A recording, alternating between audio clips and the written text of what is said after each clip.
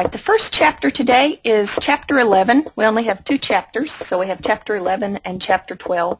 Chapter 11 is on managing master detail forms, and along with that we'll talk about something called multiple dialogs. We've been talking a lot this week about interactive dialogue statements, and this multiple dialogs statement allows you to nest multiple what we call sub-dialogues, these regular interactive dialogues that we're familiar with, like inputs, display arrays, input array, and so on. We can nest those inside of kind of an overarching dialogue block.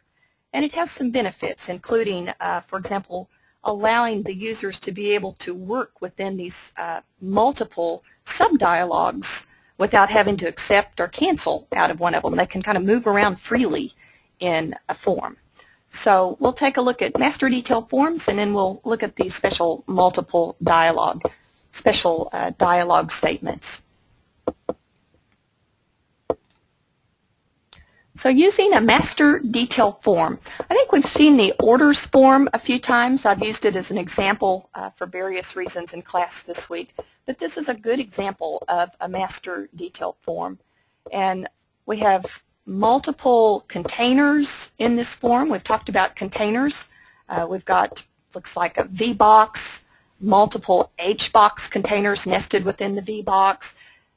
We've got a table container down at the bottom that looks like contains some array data. We've got folder tabs and page tabs. So this was a fairly complex form. I believe that's why we looked at it before, was just to look at the form containers and how they might be used with an application form. So now we're looking at it from this perspective of this form can be used by the user in an interactive way. We have more than one dialogue in our application that's actually working with this form.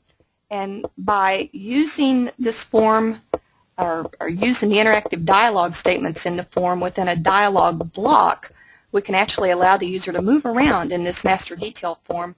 You can input some information in one area of the form and pop right down and input information in a whole different part of the form that's being managed by a different interactive dialogue freely without having to do an accept or cancel. So we'll be talking about that today. First, we're going to look at how we can actually create a master detail form that maybe looks something similar to this without a whole lot of work. To do that, the easiest method to add additional containers and elements to a form is to use something called the data control wizard. That's what you would use, for example, if you're working with database tables. We looked at creating a form initially that used database tables way back on Monday or Tuesday. I can't remember exactly what day of the week it was. But this data control wizard allows us to append fields and containers to an existing form. So that's strictly for the purpose of working with something like a master detail form. I've got screenshots for all of this, but again, I think it's probably easier. We usually just go through it live. So let's go ahead and do that instead of just follow along the slides here. So let's pop this up and find a form in our project that we've been working with this week. We'll just use this accounts.4fd form. It's probably good. So if I get ready to extend this form, maybe I want to add some order information to it. Just going to go ahead and get rid of that. Get it out of the way. There we go. I'm going to extend it because I want to add some more information to it. So I'm just going to pull that down to extend my form, and that gives me some real estate there where I can add additional form containers. Now, to get to this data control wizard, you can find it once you open a form like we have here. We can find it here in this container option. And way down at the bottom, we've got this data control menu option. So that opens up our dialog. Notice it even says it's to extend the form, and we're using database table columns for that. So we select our database. This should look fairly familiar from when we worked with a form from database initially. And we pick our table. This time I'm going to pick from the orders table just to add some form elements from the orders table. And I'm just going to pick them kind of randomly. How about the order ID user ID, and order date. We'll just pick those three fields. We add those over here, and those are our selected database columns. When we click Next, we can pick our container that we want to work with, and I'm going to pick a table container because I'm expecting an individual account to possibly have multiple orders, so I'm going to use a table container so I could use it to display, for example, array data. And that's probably good. I don't need to really worry about all the different properties at this point. So I'm just going to say Finish. And now I'm sitting here with my extended form, and notice now I can just draw in this new table container wherever I want it.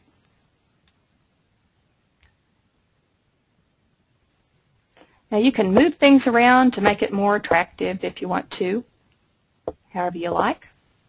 Now, one of the things we talked about previously when we were talking about forms and the containers on forms is that when you have multiple child containers like this, we have a grid here. Let's close all this up over here in the form structure view so you can take a peek here. I'm going to close up these records. So I have a form now that has two different containers in it. I have a grid container and a table container. If I have multiple containers like this, if you remember, they have to be contained inside of either an H box container, a horizontal box, or a vertical box container. So I want this form to be aligned from top to bottom. So I want to put these two child containers in a VBox container. So the easiest way to do that is just to go ahead and select right here on the form structure view the containers that you want to nest, and then you can right-click and select your type of layout. And I decided I wanted to use a vertical layout, so I'm going to select that option. So notice it does all the work for me. It's smart enough to figure out that it's going to put this VBox up here at the top, and then it's going to nest my two child containers, at least they're child containers now, of this VBox container. So you can see the form over here in the form design window looks a bit different now. And don't forget, you can always kind of observe your changes and see what it's going to look like by using that build preview option. So you can always kind of see exactly what your form is going to look like at runtime. So that's the idea of the data control wizard. So now I've just appended additional containers to my form, in this case a table container.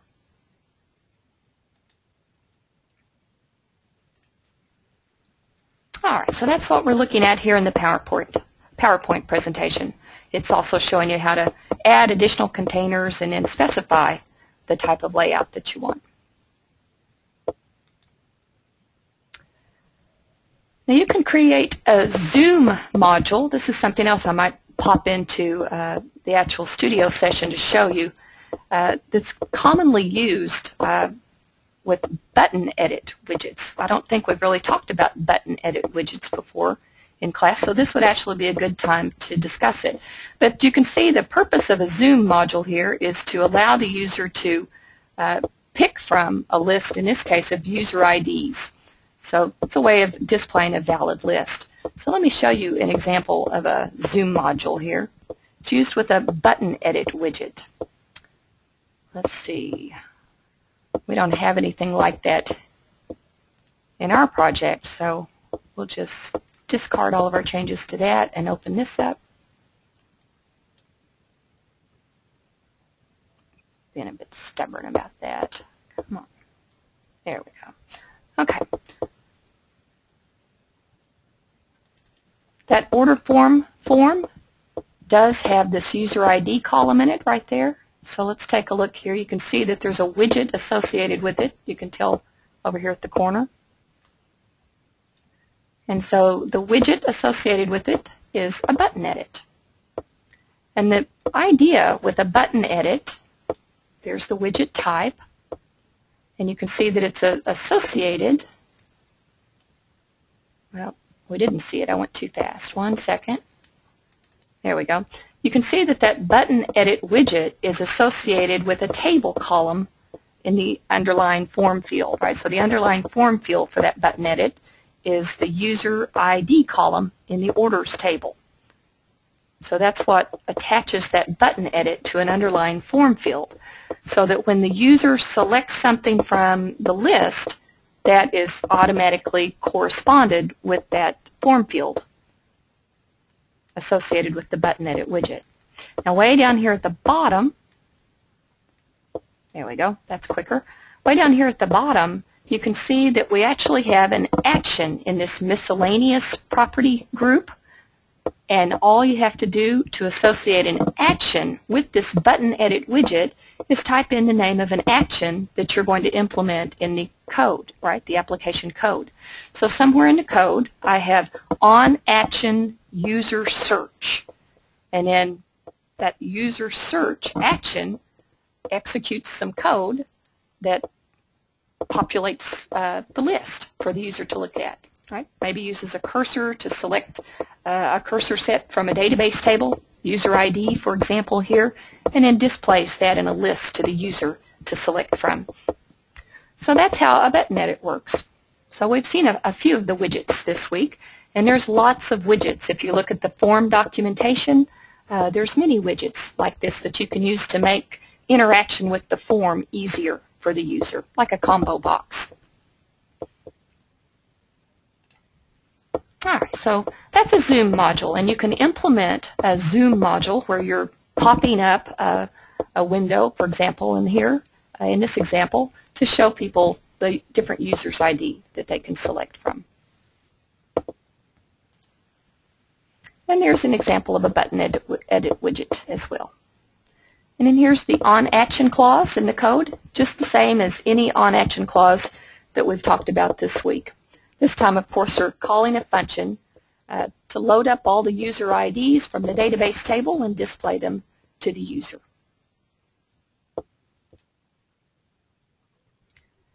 From here, we'll talk about the multiple dialogues and the special dialog block that allows you to nest multiple interactive instructions, like perhaps a display array, and an input array, or two display arrays, it doesn't really matter what, within a single overarching dialog statement.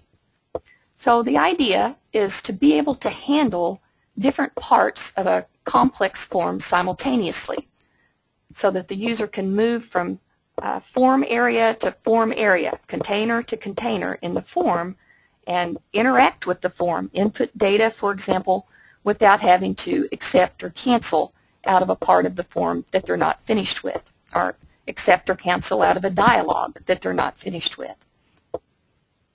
So there it's just saying a dialog instruction acts as a collection of singular dialogues, but they work in parallel. So the programming steps for working with multiple dialogues: we need a form with screen records or screen arrays to hold the data, display the data. We need to define our program variables, records, and arrays, just like we've talked about this week. Open, display the form, fill our program variables with data, and then implement this dialog instruction block to handle the interaction with the user. And then within that dialog instruction block, we're going to have our sub-dialogs. The sub-dialogs behave just as they have all week, right? So they're just regular dialog interaction blocks inside this overarching dialog block, so we can still use things like control blocks just as we have before. So all those control blocks still have the same basic behavior. When you get ready to end the dialog, you have two statements that you can use. There's accept dialog and exit dialog, and we'll see that here in a few minutes, and I'll explain them better there. Int flag won't be set as it normally is in singular dialogs, because you have multiple interactive dialogs that you're working with, so instead you're going to handle that with this accept and exit dialog, instead of letting the user interrupt and exiting out of the different parts of the dialogs that way. So subdialogs are no different than the dialogs we've been talking about this week. So here's Here's a partial list of them: input statements, display array, input array, the construct statement. Those are all examples of sub-dialogs. We're just calling them sub-dialogs now because we're talking about this overarching dialog block, and these interactive dialogs are kind of child dialogs or sub-dialogs that are nested inside this dialog block. So here with this order form that we've been looking at, we do have multiple interactive dialogues or sub-dialogs inside of an overarching dialog block. And specifically for this particular application in this form, we have an input interactive dialog for the user to be able to input account information, for example, here. And then we also have an input array interactive dialog for the user to be able to input item information for orders. So there's at least 2 sub-dialogs being worked with here with this particular form.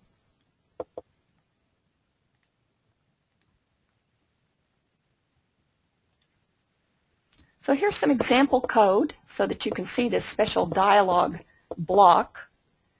Here it is up at the top. This is kind of a special keyword, dialog, and then the end of the dialog block, of course, is designated by the end dialog statement. And everything between the dialog and the end dialog is kind of all open at the same time, right? It's available to the user all at the same time and processed synchronously. So here's the input, and then down here is the second sub-dialog in our dialog statement, the input array. So there's 2 separate sub-dialogs.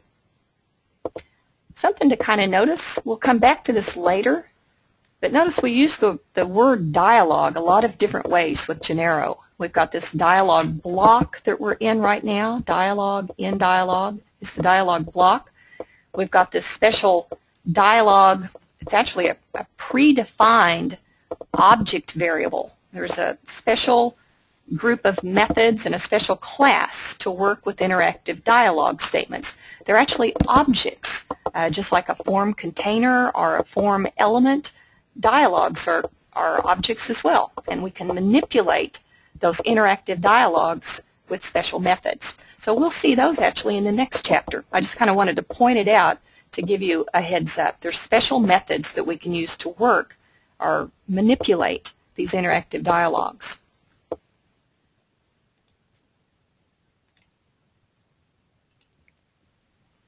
In Genero 250, one of the new enhancements that they've made is to kind of create this ability to modularize, ooh, that's a hard word, modularize your dialogues.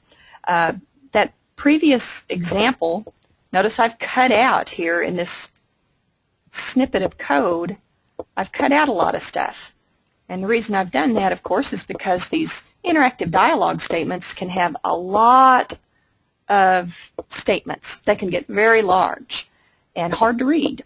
So one of the benefits to using modularization, dialog modularization, is that I can take out these chunks of interactive dialog code and put them in a separate module. Think of it the same way that you would creating a library of functions, because that's how I think of it. So a lot of times you have these libraries of functions. Putting a function in a library kind of solves 2 or 3 things. One, it makes the code in the function reusable, right? So if I have a module with a library with 4GL functions or VDL functions, I can reuse those functions in any application where I have a need for that same code. Well, I can do the same thing here with dialogs or sub-dialogs. I can put the whole definition for the dialog into its own module and give it a name with a .4GL extension.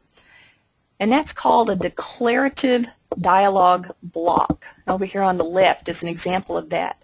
So I've put my declarative dialog blocks here in a special module called orders.4GL. And notice that a declarative dialog block looks a whole lot like a function. So that's why it's easy to think of these like you would a library of functions. Notice it's at the same level as you would define a function here. It looks a lot like a function, although you're not allowed to pass it parameters, right, like you can a function, so that's certainly a difference. So you can't pass it parameters, but you can define local variables, like we have here, and use those local variables within this declarative dialog block. So essentially I have just created a sub-dialog in a separate module. I can compile it separately. That makes it easy to compile and test and debug the code, or easier to do that. I can reuse this dialog now in any program where I need similar code. A lot of good functionality for it. So over here on the right, we have another module. This one's called customers.4gl that contains a procedural dialog block. So that's what we've looked at so far with this dialog block that we saw on the last few pages. That's called a procedural dialog block. So we saw examples of that before where we had an input and an input array. So here it's defined a local subdialog here, just like we saw in our example a few pages ago. And then right down here, instead of defining another subdialog locally, it's just using this special subdialog statement to reference a subdialog that's been defined separately, a declarative dialog. So notice it has to specify the module that the declarative dialog's been defined in, and then it uses the dot and then the name of the subdialog. So you can see where that would make a program with a lot of interactive instructions, a big dialog block with a lot of subdialogs in it, a lot easier to read if we use this special subdialog. Let's see, I have a question. And it looks like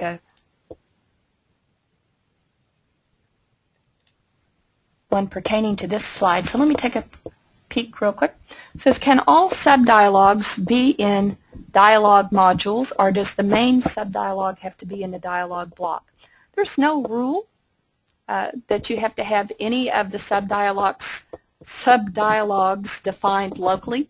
So yes, they could, like for this customers.4gl, they could all be in this other orders.4gl module.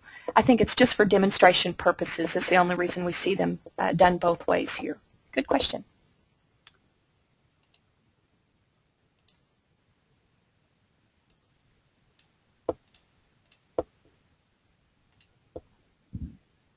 All right, let me go back. There I've gone forward, but now I see something that makes me want to show you something else. So let me go back for a second.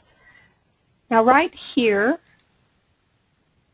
I mentioned that this was a special predefined object variable, and that these dialogs, these interactive dialogs, are actually objects that we can manipulate with special methods from a special class. Now there's a rule, though, that you can't use this special predefined variable for dialogs, which actually is giving you a reference to the current interactive dialog. That's its purpose. You can't actually use that dialog outside of the dialog block, right? It has to actually be used within this dialog and in dialog statement.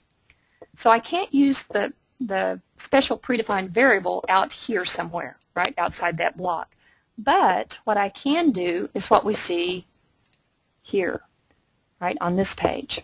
And again, we'll come back to this, but here we're actually passing a reference to one of our interactive dialogs using this special dialog predefined object. So we can't use the actual dialog object outside of a dialog block, but we can pass it as a reference to a function. So that's what we're doing here. So this is a reference to our current interactive dialog, and then we're passing it to a function. And then down here we're manipulating that particular interactive dialog. And we'll come back to this later, so I'll explain it more in detail in the next chapter. So we mentioned that you have an accept, or you have to accept the dialog or exit the dialog when you're working with the dialog block, right, with multiple dialogs. So this shows you an example of using the accept dialog right here. So we've got just a snippet of code here. On action append, doing this something, doing something else, and then we're saying accept dialog. Now when that accept dialog instruction is executed, that's going to go ahead and validate any input or validate values, right? If it was an interactive dialog where the user was inputting information, and exit the dialog block. So that's what the accept dialog does. It's going to exit out of the dialog block, and all the additional dialog or subdialog statements will be skipped. Same thing here. Another snippet of code to show you the exit dialog. Here the user has canceled, on action cancel. We're doing some housekeeping up here at the top, and then we're saying exit dialog. And again, any other interactive instructions, any statements following that exit dialog statement will be skipped, and the next statement will be end dialog. Right, so it goes to the end of the dialog block.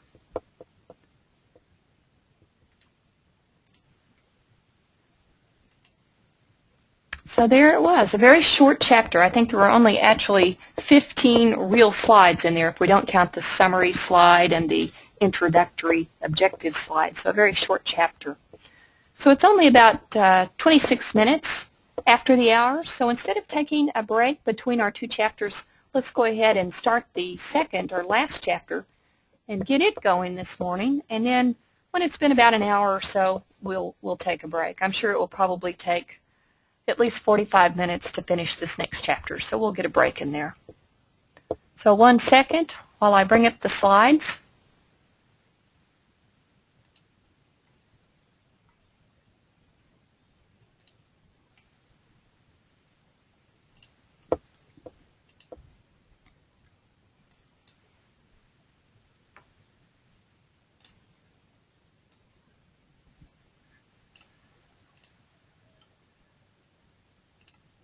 Okay, so there we have Chapter 12. Chapter 12 and the very last chapter.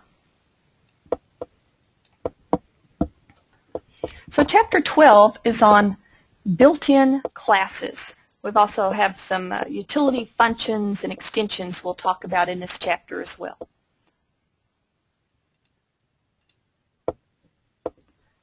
So the Genero runtime system includes a set of these built-in classes, and the idea is to provide a lot of functionality without you having to do a lot of coding to get that functionality. We also have, you can see down at the bottom, a set of utility functions as well. Now the built-in classes that we talked about are actually all built in, meaning that they're part of the runtime system. So you don't have to do anything special to use these built-in packages and classes. The utility functions and extensions that we'll talk about are not built into the runtime system, however, so you'll have to do something to access them. For example, import them, for example. And we'll look at the details when we get to that section.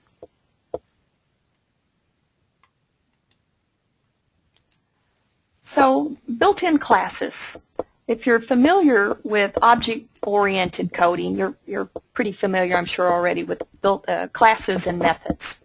So a built-in class is just a predefined object template that we provide with our runtime system. You don't have to do anything special to use them like you do the extension libraries that are not part of the runtime system. Those you have to actually load them in some manner before you can use them. But these built-in classes, that's what the built-in means, is that you don't have to do anything like that to have access to them. So the classes are organized into packages. Grab my highlighter here. And so all the classes belong to a package, and the typical reason is that the package contains classes that have methods in them that all kind of work on similar type objects or a similar domain. Now there's one exception to that we'll talk about later in the chapter, but for the most part that holds true. They all have a common domain that you're working with. A class implements a set of methods to manage that specific domain. And for example, here they're talking about the DOM node class provides methods to manipulate DOM nodes. Well, maybe an easier example is some of the things we've worked with this week. So think, for example, of all these form objects that we've talked about this week. We've got all these containers, like table containers, grid containers, scroll grid containers, all these types of things we've talked about. All the form elements, like labels that we've talked about, all of those are objects. And since they're objects, we have classes and methods provided that we can use to manipulate these things programmatically at runtime if we want to. So I think that's probably an easier example than the DOM node class and methods to manipulate DOM nodes. Think of it in terms of things we've actually worked with this week, like form items, form containers, form elements. We can manipulate any of those things. If they have a name, we can manipulate them with a special class and methods.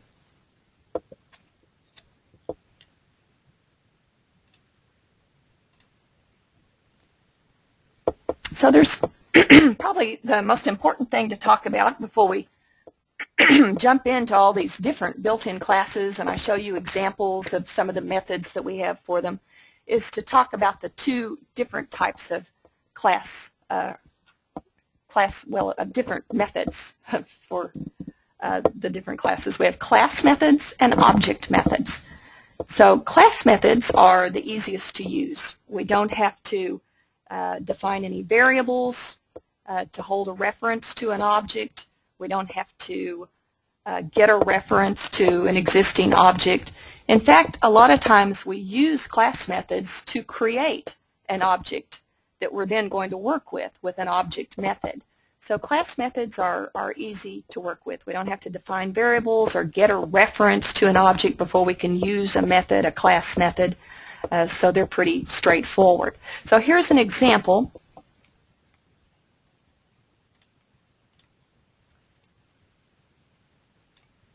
of the base.Application class, which is the first package we'll look at, is the base package. And it's got a method, a class method, called getArgumentCount.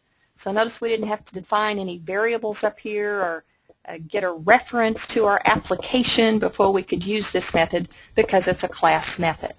So base is the package name, the class name is application, and the method is getArgumentCount. So there's an example of a class method. Now object methods, on the other hand, do require some setup before you can apply an object method. To use an object method, you have to have a reference to an object before you can apply the method to the object. So the terminology they're using is instantiating a built-in class with an object.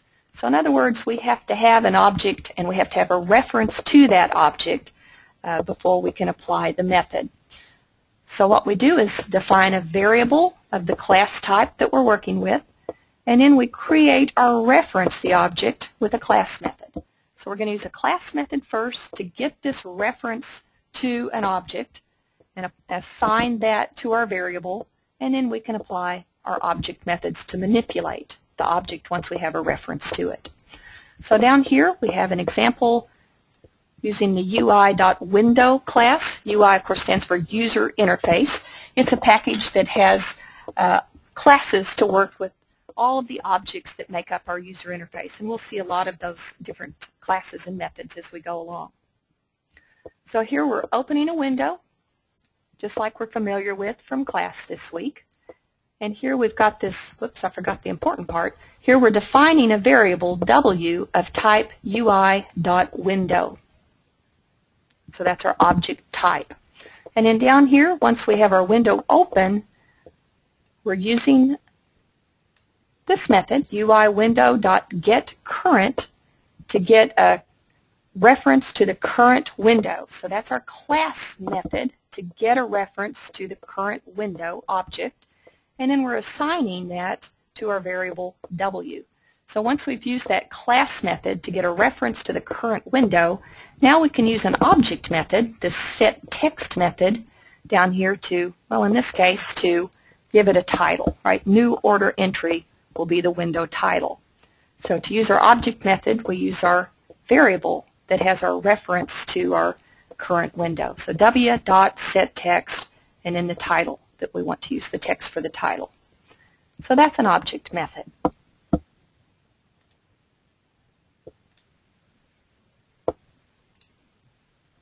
So now we'll just take a look at some of the packages and the classes and methods for those packages. Some of them we'll look at briefly, and some of them, like ui.Interface, we'll spend a bit more time on because I think it would be of more value to you since it's working with the user interface.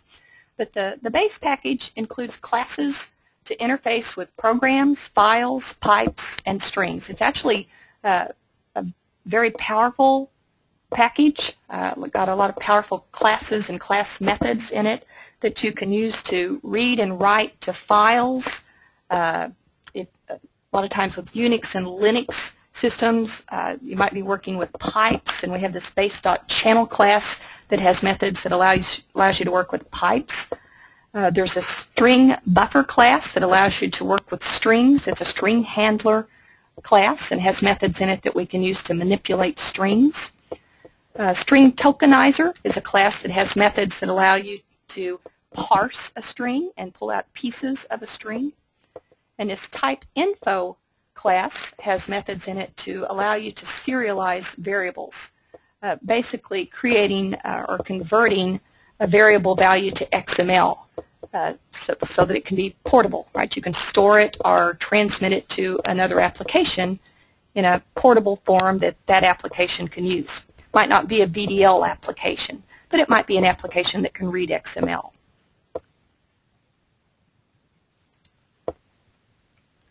So here's the base.application class, just an example for it. So we already said, I think the application class provides an interface to the application program. It doesn't have to be instantiated because all the methods for the application class are class methods. So I don't have to define variables or get a reference to the current application, right? There's only one current application. So all I have to use are class methods. They're easy. So here we're defining an integer I and just using a for loop. And here we're using a class method, application.getArgumentCount, to get a count of all the arguments that were passed to the application when it was launched. And then we're using another method, application.getArgument, to display each argument in the order that it was passed, right? So for I equal 1 to the count of arguments, display the argument. So that just displays the list of arguments that was passed to the application when it was launched.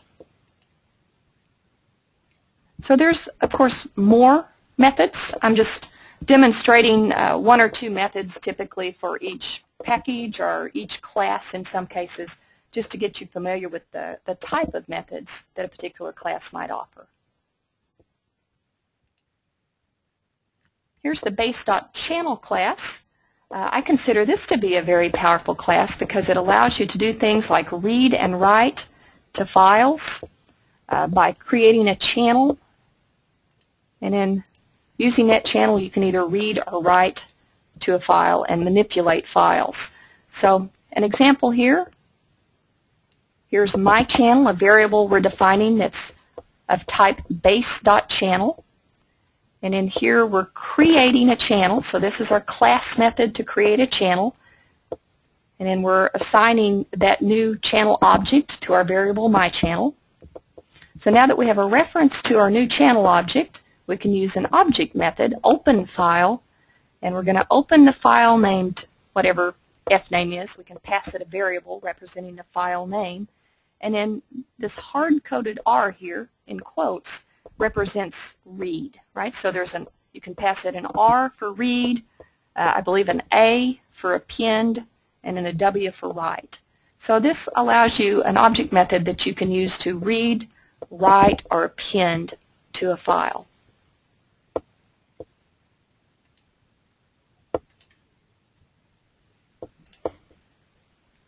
The string buffer class, we're still looking at classes in the base package. The string buffer class, we mentioned, is used to manipulate character strings.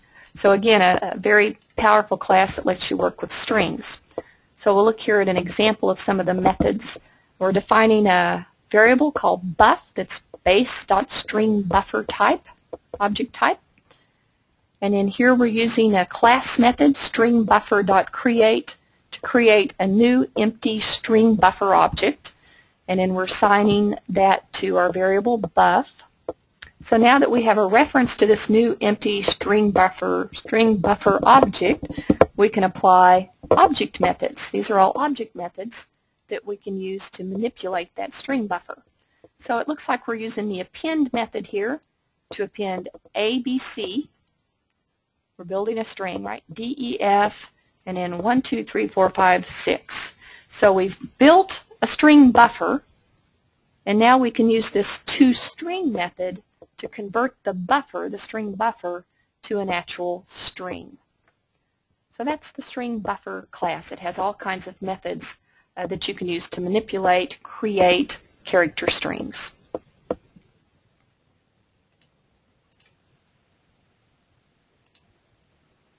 There's also a StringTokenizer class that you can use to parse a string. And they refer to the pieces or chunks of string between delimiters, between two delimiters, as a token. So that's what they mean by tokens. So when you use this special StringTokenizer class, we're going to define a variable. In this case it's tok, which is a base.StringTokenizer object. And in here we're using a class method, stringTokenizer.create, to create a StringTokenizer object. And the value of this StringTokenizer object is /home/Tom. The delimiter, you have to specify a delimiter for the objects in the StringTokenizer class to work on, and the delimiter in this case is going to be a slash, a /. Now, when you use this create method, you don't have to, of course, hard code your string that you're using. Instead, typically, you would use that with a variable, right? You can use a variable instead so that you can reference a string with that variable. You don't have to hard code it like this. This is just an example.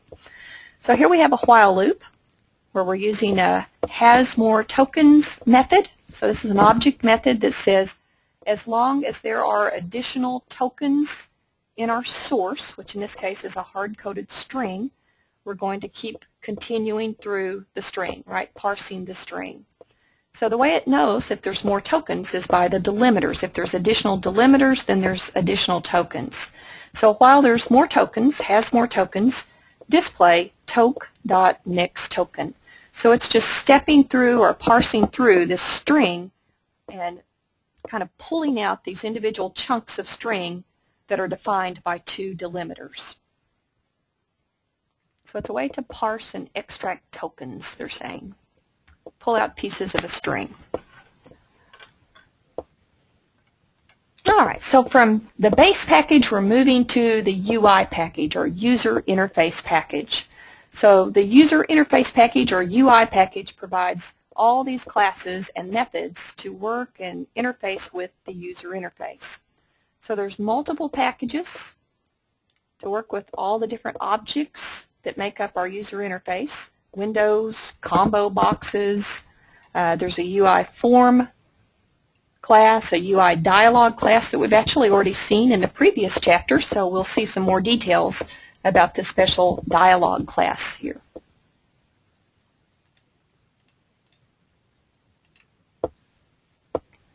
So the ui.Interface class is a built-in class to manipulate the user interface, all the objects in the user interface.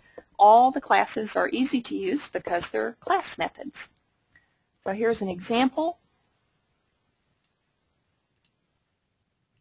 Display type equal, and then ui.Interface.get front end name. So there's a class method that just goes out and gets the front end name. So the results from that would be something like GDC, right, the Genero desktop client, our GWC, the Genero Web Client, would be the results from that class method.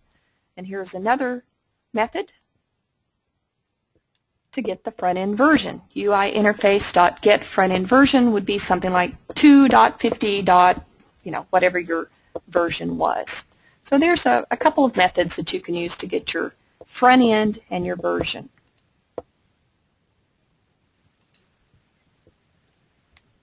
Some additional ui.Interface methods that will probably ring a bell with you are these interface methods that you can use to load resource files. So that's what we're looking at here. All these different things we've talked about, like toolbar files. Remember how we can define our toolbar in an XML file that ends with a .4tb, and then we can load that toolbar file at a certain point for a particular toolbar, or we can use an initializer function to load it when we get ready to. So here is, grab my highlighter here. We haven't talked about start menus in this class, but we have a special method to load start menus. We have talked about toolbars, so there's a special method to load your default toolbar. Load top menus. We talked about the top menu XML resource files and action defaults. So these are 3 of the different resource files that we've covered this week, and here's a way to load your top menu, toolbar, or action default file using a class method. You can also load styles. We talked about styles early on this week. So there's a method we can use to load your default presentation style file. So there's always more than one way to do anything, right? We could have built the toolbar into our form, or built the top menu into our form, or we could have put all the definition for the toolbar and the top menu into an XML file and then loaded it with one of these methods, or with this method.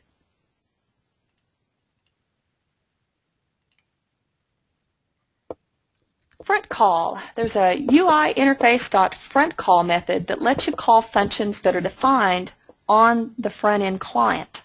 So when you use these front call methods, one of the things you have to do is specify the name of the module. It's defined as a DLL or a shared library that's on the client, lives on the client that the function resides in. So you have to name the module, the function that you want to call, and then specify the parameters you want to pass in and the parameters to be returned. So that's a way to run a function on the front end. So here's I thought this was an example of a regular function, but actually what this is telling us is that there is actually a provided module or library of standard functions. It's actually called standard. And just to help us out so that we don't have to write a bunch of functions ourselves. So they provide a special module called standard, and it has some built-in functions that you can use as they are. So here's an example. If I use this ui.Interface.frontCall method with this standard module, then I have access to all the functions in it. So here's a function called cbset. This is some text that I want to pass to the clipboard, right? It sets the contents of the clipboard. So I'm going to set the contents of the clipboard to this is a test. And then whether that succeeds or fails is returned in this return code. Remember, the last thing we have to pass this front call method is values that I want to be returned, or parameters to be returned. So it's going to return a return code.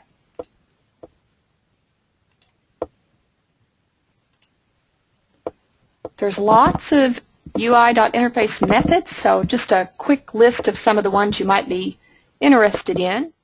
There's a set name and a get name that you can use to identify the program on the front end, or get the identifier for the program name.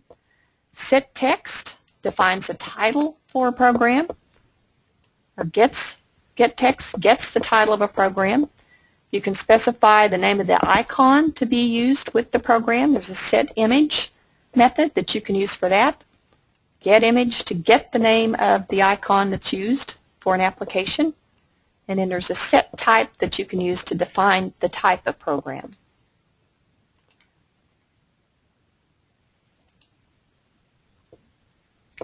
The ui.window class, you can probably guess, provides an interface to window objects. It actually has two class methods. Take a look at these class methods first. So there's two ways that I can get access to the current window so that I can apply these object methods to it. The first method is to do it by name, right? For name. So that returns a window object that it's named by the open window statement. So that's the window I want, the one that was most recently opened by the open window statement, the current window. I also have this method just to use the getCurrent to return the window object for the current window. So there's two different methods that I can use there. I can do it by name, or I can use just getCurrent. Lots of object methods to work with Windows. I've got find node, get node that I can use to find nodes in the window, or get the node for the current window in the case of get node. I think we saw an example already of set text that you can use to set the window title, but we also have a get text that you can use to get the title of the window as it is. You can also create an empty form with a window method, right? Create form. So that would be for folks that are actually going to manipulate to the point where they're creating objects at runtime using special methods. So here's one to create an empty form, and then of course they would use additional methods to add objects to the form. And then we've got a get form returning ui.form that goes out and grabs the current form and gives you a reference to it so that you can manipulate that form's objects. We'll see examples of that, I'm sure, in a few minutes.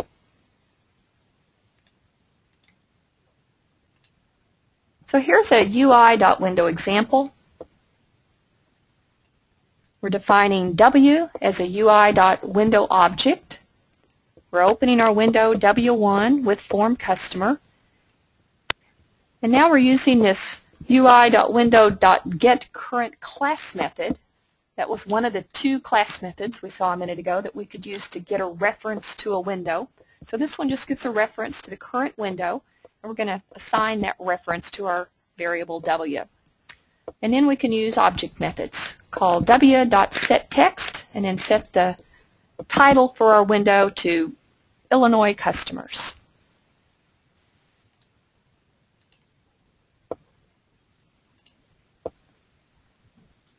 All right, we're switching gears now from Windows to combo boxes. Now, we've talked about combo boxes this week, so I actually added a few pages to our slide set this morning before I posted them on your materials page so that you could see a couple of good examples of ways to load combo boxes.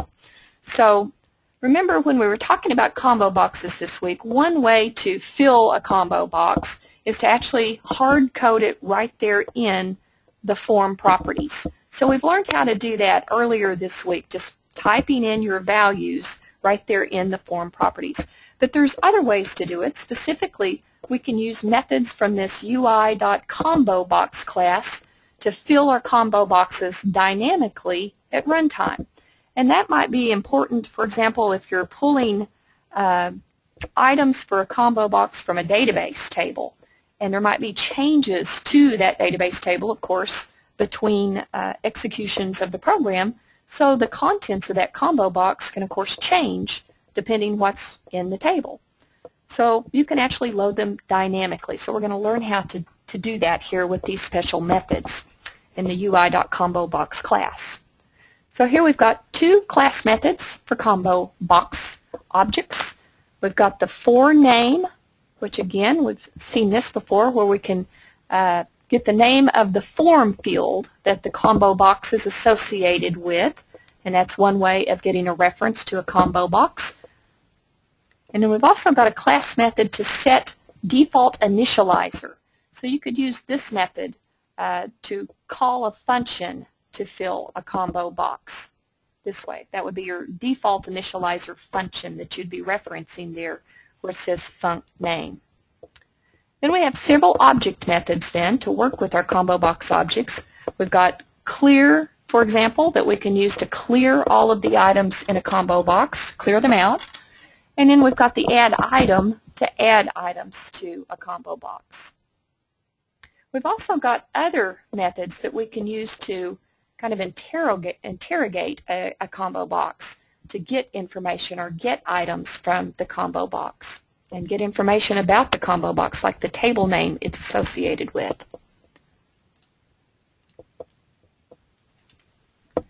So here's an example of using an initializer function to fill a ComboBox. So here we're defining CB as a ui.ComboBox object, opening a window with form, and in here we're saying, let's use this forName class method out here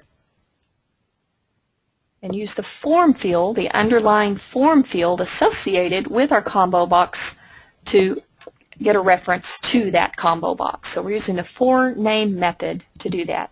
So that gives us a reference to the specific ComboBox for this underlying customer.state form field.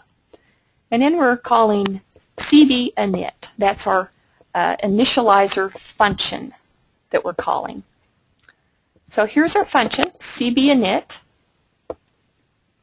We're defining CB.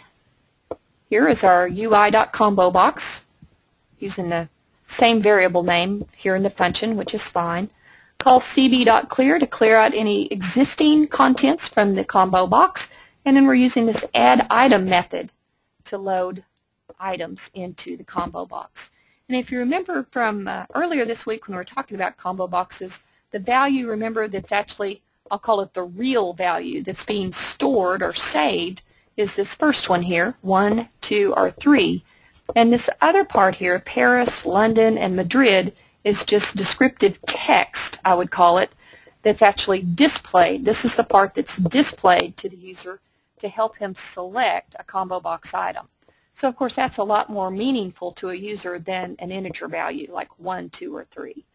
So that's the idea. We're giving them some helpful hints there, plain text instead of like an integer value. But the integer value is what the application is interested in, so that's what we're actually saving.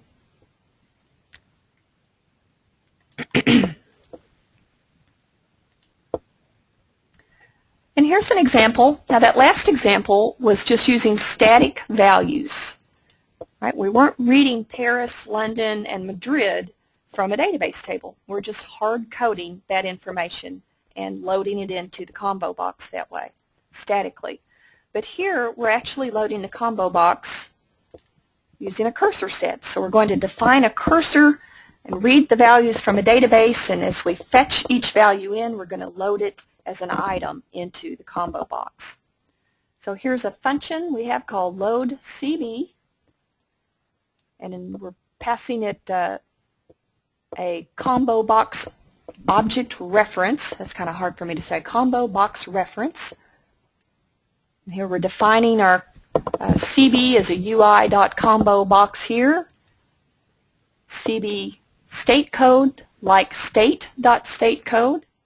CB state name like state.state name. So we're also creating a couple of variables here for reading data from the database and storing them here in these variables so that we can load them into the ComboBox using ComboBox methods. So first thing, clearing any existing contents from the ComboBox, declaring a cursor for the select statement. We're selecting state code and state name from the state table. And then we're using a for each statement. For each myCurse into our two variables, CB state code and CB state name. Call CB add item. And in here we're adding the state code and the state name. So we're just using a for each loop to go through all of the items in the state table, all of the rows in the state table, and load them into our ComboBox with this add item object method. So that's a way to load a ComboBox dynamically at runtime from a database table. All right, it looks like it's been about an hour. I've got 11:59 and we're getting ready to look at ui.form.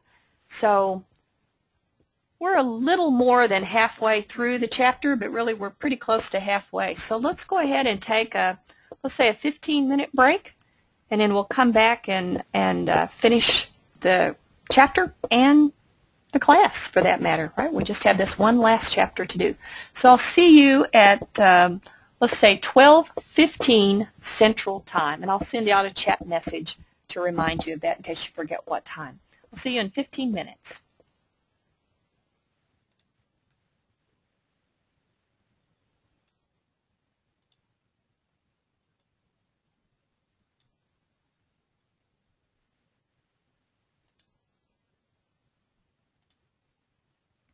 All right, when we stopped for our break, we were right here getting ready to talk about ui.form. And the ui.form class provides an interface to forms, opened with an open window with form or display form instruction. There's one class method, setDefaultInitializer, that we'll look at, that provides an initializer function for all forms that your application uses. And I believe we see an example for that on the next page. But notice that there's not a method there like we usually see to get a reference to a form. We've already seen a method to get a reference to a form in the ui.window class, and we'll revisit that here on the next page when we see an example. We have lots of object methods to work with forms. See some here that are familiar. We've got our load action defaults, load toolbar, load top menu. Those are all resource files that we've talked about this week. So this is a way of loading one of these resource files at the form level.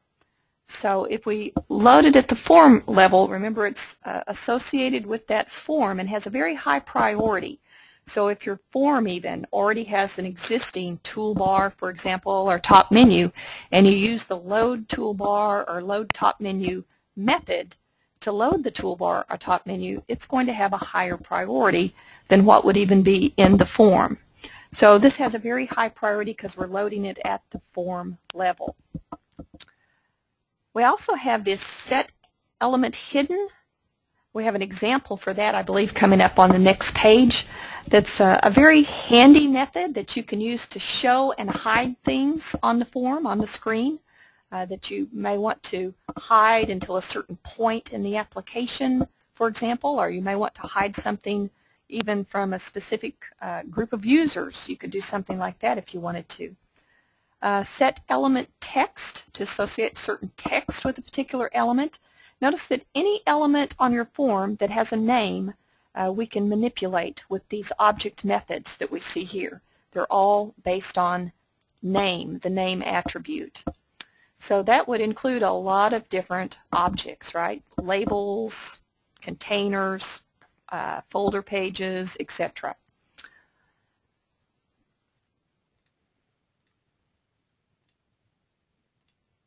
So here's an example of that set element hidden method that we saw just a minute ago.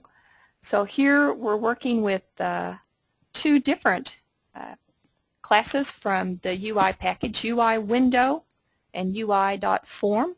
And of course we're working with the ui.window class again so that we can get a reference to a form. We were talking about that method a minute ago that we could use to get a reference to a form is actually a method in the ui.window class. So here we've got a couple of other variables, store num and store name. Store num's an integer, store name's a character. Opening a window, W1 with form and in the name of the form. First thing we're doing here is getting a reference to the current window with the getCurrent method. The next thing we're doing is using a window object method to get a reference to the form. Right? So we're assigning this reference to the current form to our variable f. And in input, we're doing an input by name, store num, store name. And then if the user clicks a button, for example, and triggers the hide action, we've got on action hide, and then we're using this object method, set element hidden, to hide a form field, the customer.storename. Passing a 1 to this setElementHidden method enables it, right? So that hides the element. If you pass a 0 to the setElementHidden method, that unhides it, right? So 0 shows the element.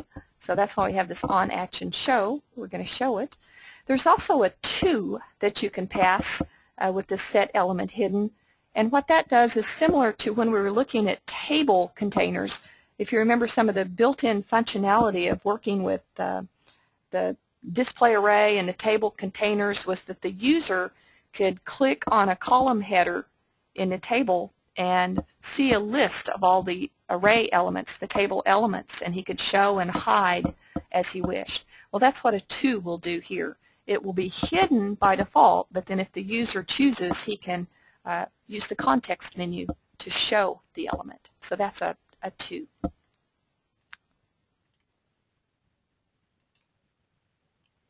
Now here's this ui.form.setDefaultInitializer class method. It was the only class method we have for ui.form. And what that does is it calls a function that you specify here.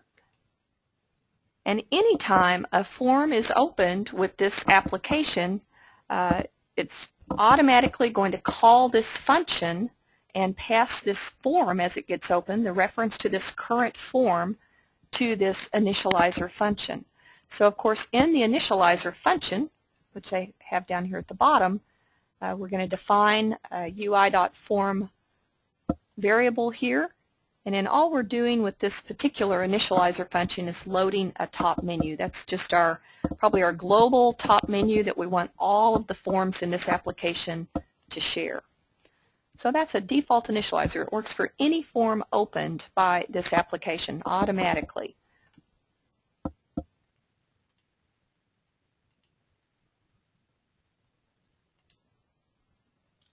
We've talked a bit about the ui.dialog class already when we were talking about multiple dialogues, and we saw a reference to this earlier in the introductory part of this chapter. So by now you're familiar with the idea that there is a special class that you can use to work with these interactive dialogue statements that we've been talking about this week. So we already discussed that there's a special predefined variable to get a reference to the current interactive dialogue. It's just built in. So we don't have to do anything with a special class method or anything like that to do it. We just use a special keyword dialogue. And since we're working in an interactive dialogue, or the user's currently in an interactive dialogue, when we reference the dialogue with that keyword, it already knows what the current dialogue is. So that gives us a reference to it. So this dialogue object only valid during the execution of the interactive instruction. And again, we can't use that dialogue keyword, that reference to the current dialogue, outside of a dialogue block. But we can call a function, right, and pass a reference to the current dialogue to that function as a reference. So there's object and class methods for ui.dialog. Here's another method that we can use to get a reference to a form. Here's a setActionHidden, right? We saw setElementHidden for the form, the ui.form class. But here we've got actions that we can hide or show or make active or inactive in our interactive dialogue. We've also got the ability to make individual fields active or inactive in that interactive dialogue. For arrays, we've got a method here that we can use to decorate an array called setCellAttributes. And then we've got this ability to use this default unbuffered, set that with a method instead of having to code it.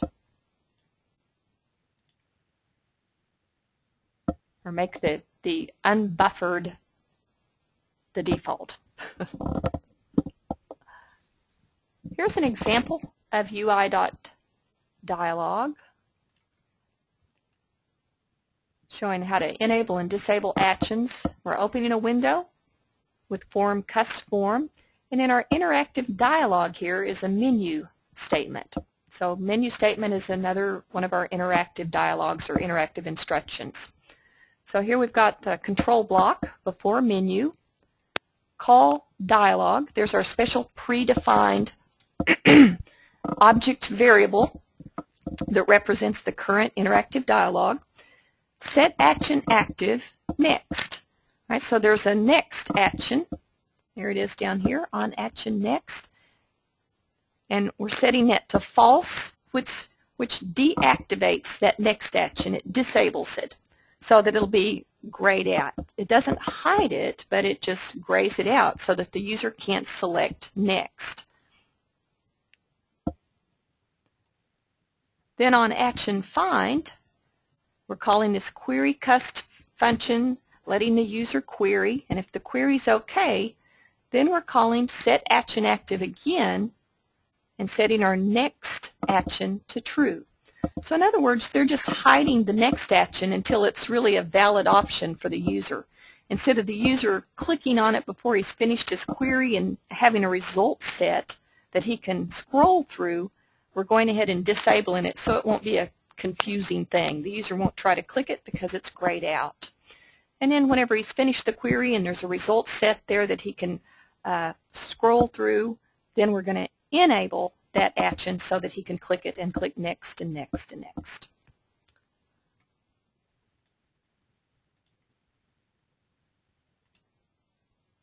The OM package provides DOM and SAX utilities to work with the DOM, the document object model.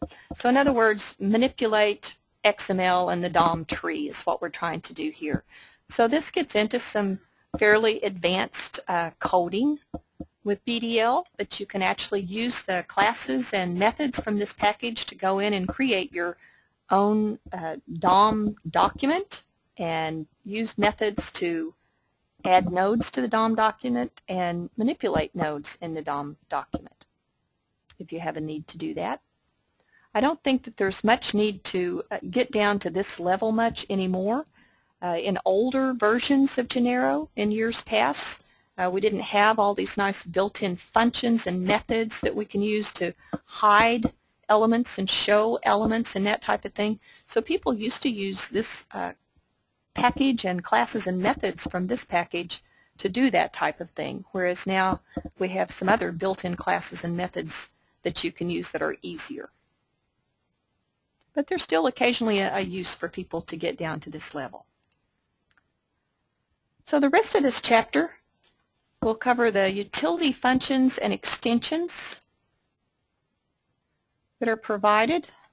The utility functions are provided in a separate 4GL library. We mentioned at the beginning of the chapter that they're not built in like these built-in classes and methods. So to be able to use these, you have to actually link in with the utility library.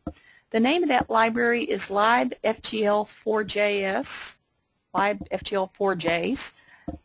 The source files, the .42m, the .42fs, all of the files associated with it are in fgldir/lib. And the source file, whoops, I said source earlier, didn't I? Not the source file, but all of the other files, the compiled files, executable files are in this fgldir/lib, but the source and uncompiled form files are in fgldir source. So these utility functions include some nice dialog functions and database functions.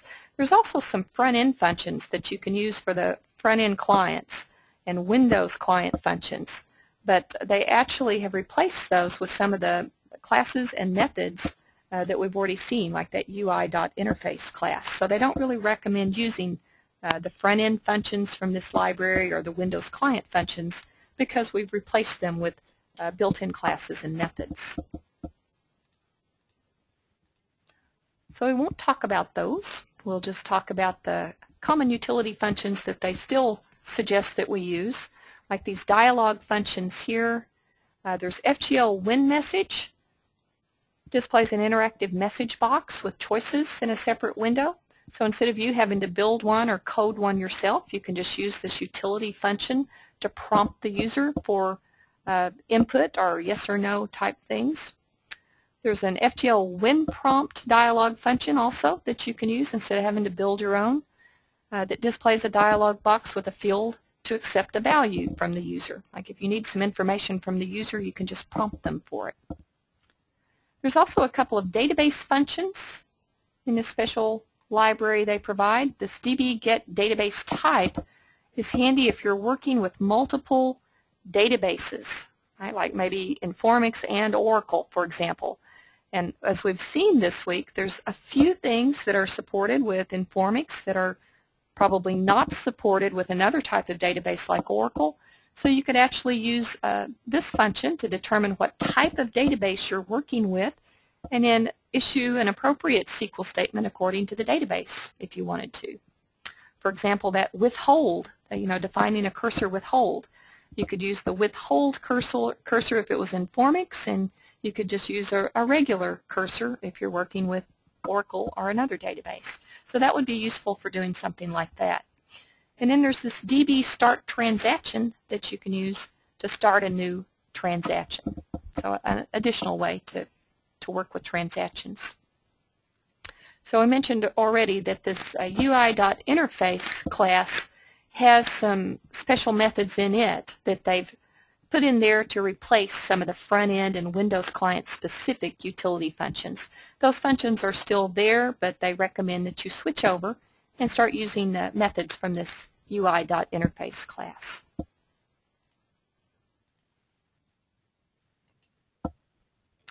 The Java interface is supported in Genero. It's been supported for a few versions already. It started with Genero 2.20, which allows you to import Java classes into your BDL program or instantiate Java classes from inside your BDL program. So you're available then or they're available for you to use all these Java libraries and commercial libraries that you might want to use. You do still have to do the normal things that you have to do to work with Java. You have to have the Java development kit on your development system to be able to work with those Java classes. And you also have to have the Java runtime environment on your production system to be able to execute the code. So to use a Java class with BDL, you do have to import the class. So import Java and then the class that you're trying to work with. So that's been around for a few versions now. We also have C extensions so that you can use your own C libraries in the runtime system. They've been implemented with shared libraries so that you don't have the necessity to relink. You have to have them configured as shared objects. So on a Unix or Linux box, that would be a .so.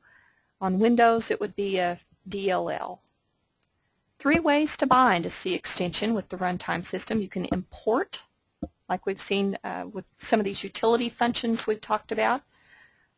You can use the default C extension name, user extension, or you can specify the extensions you want to load with the FGL run option -E.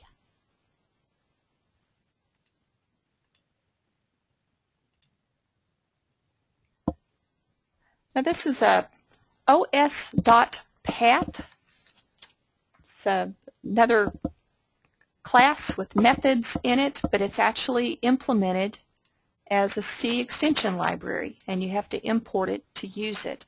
If you look at all the different methods that are supported, you'll notice that primarily they're Unix and Linux. In fact, they all look Unix and Linux. So if you work with Unix and Linux, you could use this os.path class and the methods in it to manipulate file systems and run commands at the file system level and so on. Create directories, delete files.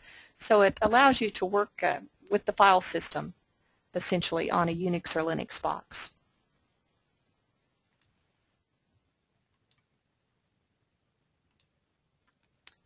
The util package is also provided as a C extension library, so you do have to import it, which is why we're talking about it separately from the built-in classes that we talked about at the beginning of the chapter, because it does have to be imported. It's not a built-in class. There's, grab my highlighter here. So util package is not a built-in package, excuse me. So the classes, there's 2 or 3 classes in the util package. There's this date time class that has a couple of just 2 methods in it. As far as I know, there's only 2 that you can use to convert a coordinated universal time date time field to the local time, or variable to the local time. And then there's another one, of course, that goes the other way, util.datetime.toUtc. So that takes a date time variable and converts that to a coordinated universal time value.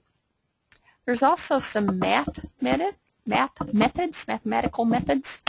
There's actually a lot of them. I've only mentioned a few here on the slide, but there's lots of math methods. So there's an example. util.math.sqrt returns the square root of an argument that you provide.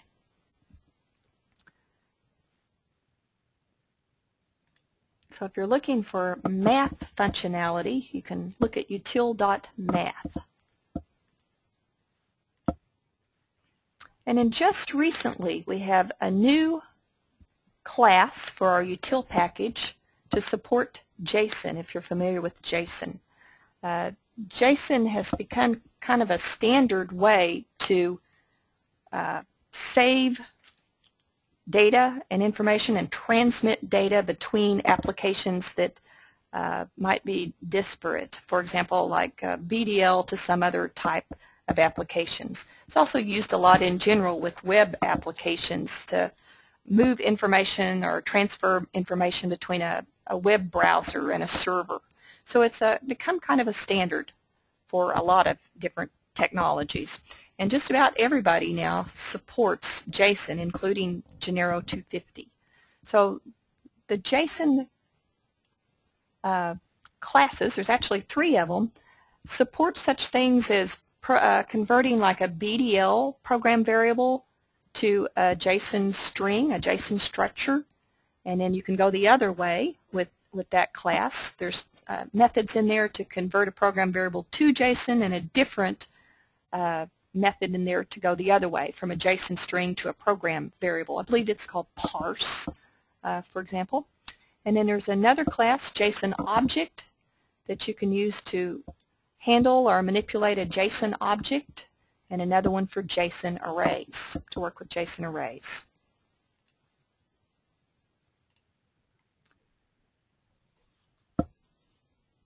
So here it's talking about using these different classes and the methods in them to generate JSON strings. So they're referring to that as serialization, because we're essentially taking a variable and converting it to a format that we can save on disk, save it to a file, or transmit it to, let's say, another application. So we can use these methods to generate a JSON string. Right, take a program variable or record from Genero and convert it to a string. Automatically handles the data type conversions to a JSON standard. And then they're serialized, case sensitive. So here's an example. Define cusrec record. It's got cusname, cusnum, cusname, and then an array of order IDs. And then down here we're defining JS as a string, and then we're using this special JSON method, stringify, to convert this JSON record, cusrec, excuse me, not JSON record, Genero record, cusrec, to a JSON string. And so we end up here with this nice flat JSON string down at the bottom. So that's the JSON.stringify method to go from a Genero variable to a JSON string, and then there's an additional method called parse to go the other direction. Take the string and convert it to a Genero variable.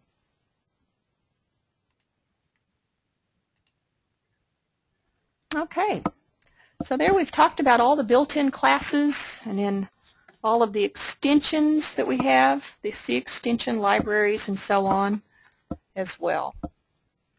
Okay, that was our last chapter of the day, and it's our last chapter